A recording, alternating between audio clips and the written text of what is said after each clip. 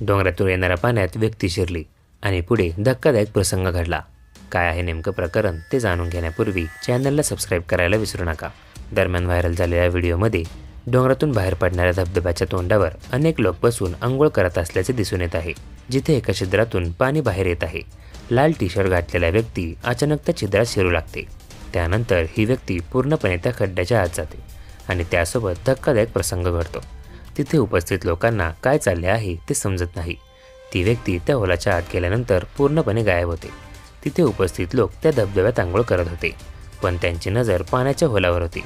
लाल T shirt घातलेली व्यक्ती कुठे गायब झाली हे त्यांना समजत नव्हते।